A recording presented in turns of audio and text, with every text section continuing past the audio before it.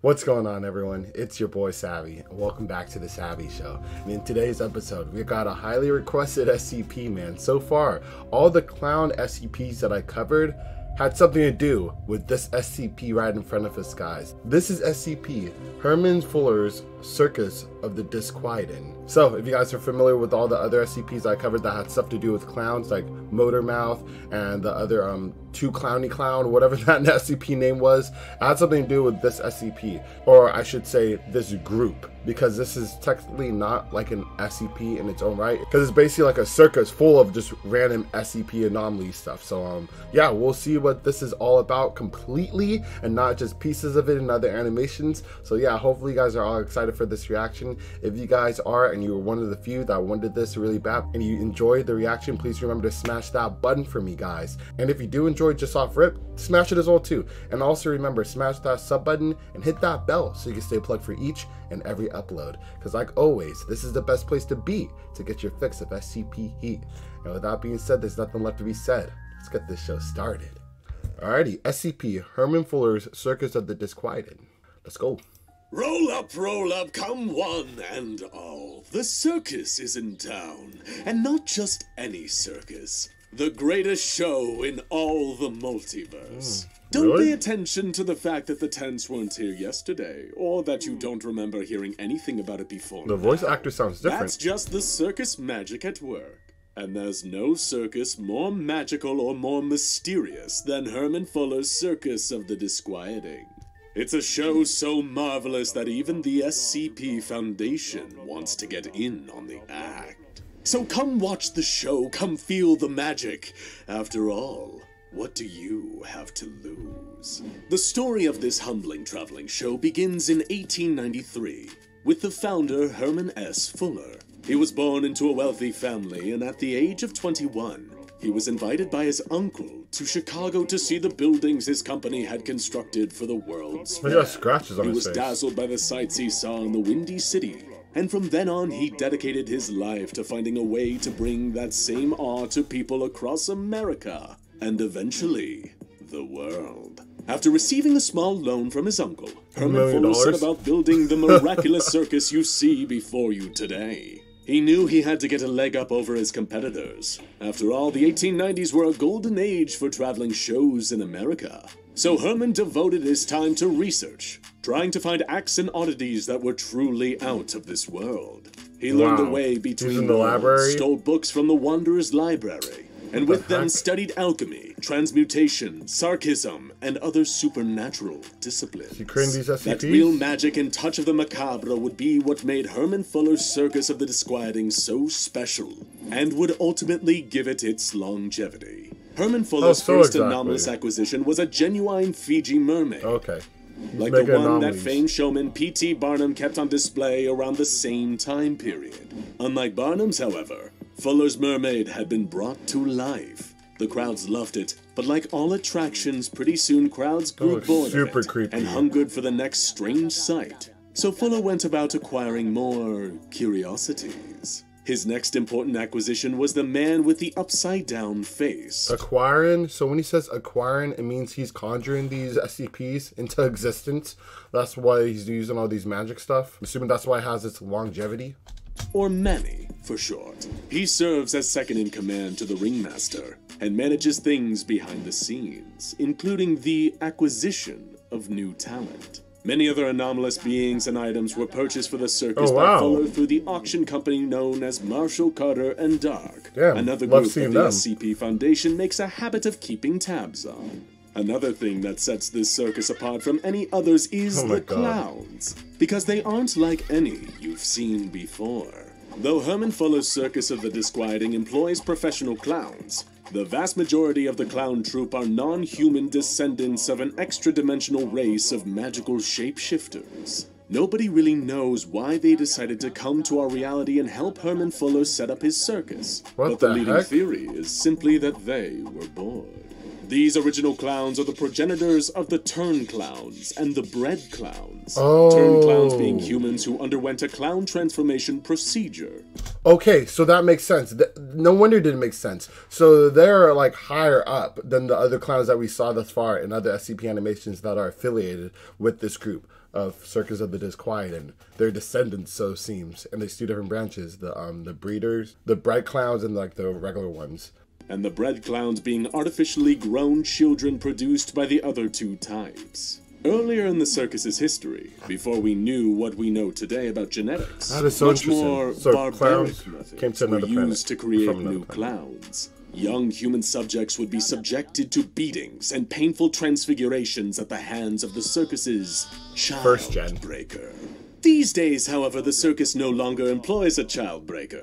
Instead, the creation of new clowns is the responsibility of resident clown breeder, Richard C. Normus. And before you say anything, that is his real name. Some of the most famous clowns in the troupe are Eugene and Pius, both of which are original clowns. Yep. Mr. Noodles, who is a bread clown, and Icky the troupe leader, who was once a human with magical abilities known as Veronica Mason. She still possesses her anomalous powers as Icky, and her magic act is one of the most beloved parts of our show.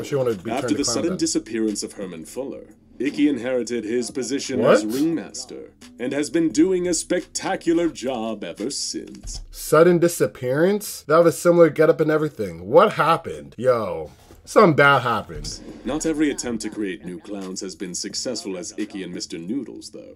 Some of the earlier attempts were quite grotesque to look at. Herman Fuller's troupe of clowns are an enthusiastic, happy-go-lucky, but occasionally violent bunch, capable of minor feats of reality bending that allow them to perform all manner of tricks. Wow. They live on a diet of mostly sugar and need to be milked regularly. Milk? Clown milk is an invaluable substance Where are you here at the milking it circus, from? as it's the secret ingredient of the famous black cotton candy, which, by the way, is free with admission. It causes the brain to produce high levels of serotonin, meaning that when you eat it, you're primed to have a great time. Be careful though. Wow. Raw concentrated clown milk is not for human consumption, though the clowns love to drink it. Why not? Even a small amount can cause a human to go into cardiac arrest due to an overload of happiness. What? The sound of calliope music also goes a long way to helping people truly get the most out of their visit to Herman Fuller's Circus of the Disquieting. The calliope is self-playing and requires rolls of perforated paper to be loaded into it so that it can play a variety of pre-programmed pieces of music. Each piece produces a different psychological effect on visitors who have consumed their cotton candy. The skater's waltz will make them accept whatever they see at the circus, no matter how weird, as nothing out of the ordinary. Wonderful for making sure nobody blabs about their experience to a certain pesky foundation. Officer of the Year makes them less likely to perceive an event as unlawful. We use that one when we suspect the cops are closing in. Nice. Hail, hail, the gang's all here is used to get people to congregate at the big top for showtime. And American Patrol causes those who have eaten their cotton candy to seek out those who haven't, in order to strongly encourage them to have some. Pseudo-brainwashing. What do you mean you lost your dog is one that gets played after hours, when it's time to get the clowns ready for milking. Now that you have an idea of the history and how things work around the circus, it's time for the tour. The circus is made up of a series of tents and trailers, as well as a midway with standard rides and games that you might find at any circus. Outside of the big top, where shows are performed once a day, there's also the Den of Freaks and the Hall of Humans Extraordinaire. The Den of Freaks is home to fantastic acts like Sluggo and Eliza the Living Hand. Sluggo is a man whose eyes are on stalks like those of a slug, and he can bend those stalks into any shape he wishes. He can even use them to create the shapes of human faces. Eliza the Living Head is a woman whose head lives independently of her body, which is safely kept in storage. Even without her body, she can speak and sing, and often answers questions from the audience. In the water, The Hall of Humans Extraordinaire is home to performers who lack physical anomalies, but otherwise display otherworldly talents, like the amazing Zoltan, a fortune teller and alchemist who Fuller picked up at a place called the Utterly Bizarre. The Hall of Humans Extraordinaire also used to be home to Icky the Clown, back when she was still Veronica the Magician. What did you do to Fuller? The recent lineup has changed quite a bit, thanks mainly to the activities of the circus's constant enemy. You guessed it. They basically had the SCP Foundation member with the clown suit, calling them clowns and shit. So it seems. Like, yo, do you guys peep that? Has changed quite a bit, thanks mainly to the activity. Look at these guys. Do not allow in. He's I'm the dead. circus's constant enemy. You guessed it, the SCP Foundation. Or as they are better known to the stable of interdimensional clowns as the Miss SCP Foundation. The Foundation does not appear to be a fan of circus folk, and many of the former acts are now in their containment. Oh my God. For example, Madame Rezarta and her amazing palm reader, also known as SCP-1884-A and SCP-1884-B.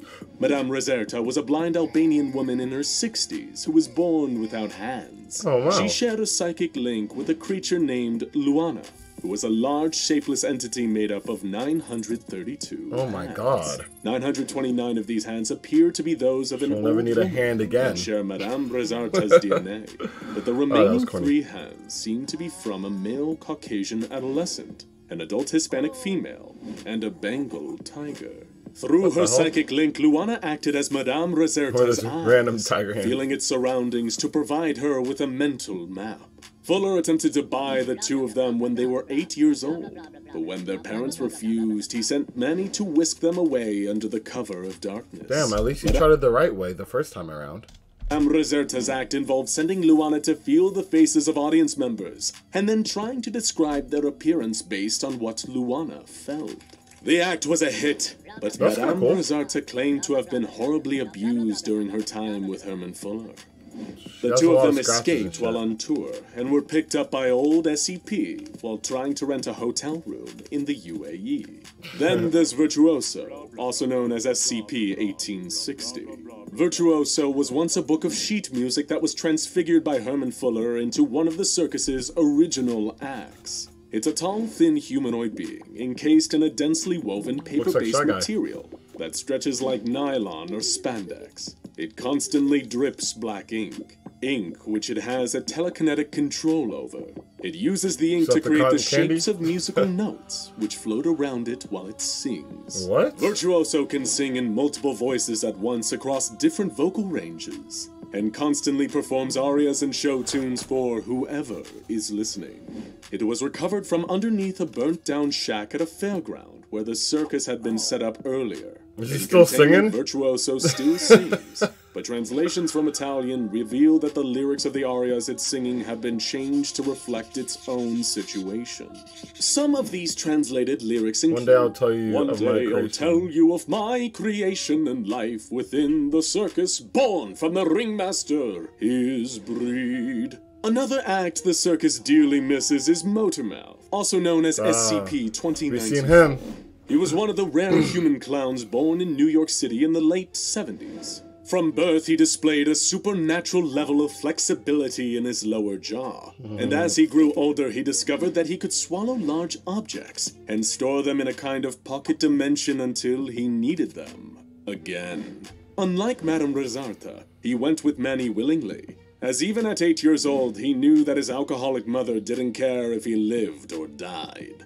Damn, that sucks. Motormouth took to the circus like a fish to water, and grew from a shy child into a very talented, talkative, and highly charismatic adult. Probably felt at He home. was a juggler first and foremost, who would catch pins, balls, and knives in his mouth as part of his routine. Knives? But the name Motormouth came later in his career when he let a stunt driver drive a car off a ramp and down his throat.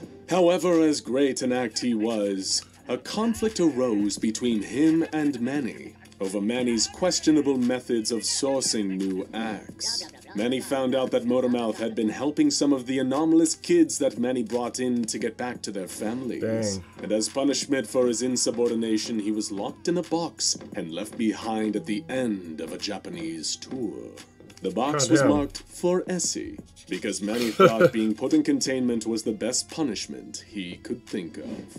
With how strange and unusual its acts are, and how it always seems to pop in and out of new locations at strange and unpredictable times, you might wonder if the circus has any sinister motives. Well, the truth is, though sometimes the acts can be a little gruesome, their methods of acquiring new talent are a little unorthodox, and the clowns a little out of control. Their only goal is to entertain. I'm so In surprised that that respect, they're clowns no came better or from another worse than planet. any other circus. So we hope you've enjoyed your visit. Make sure to stick around for the show, and don't forget to take your complimentary serving of cotton candy. Because there's nothing quite like a day at the circus, especially one like Herman Fuller's. Now check out SCP. Herman Fuller's not even there anymore.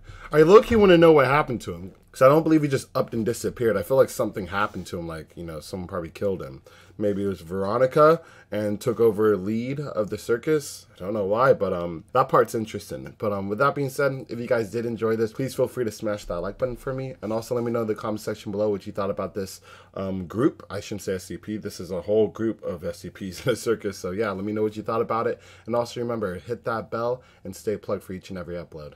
Now, unfortunately, that concludes today's episode. However, I'll catch you guys on the next one.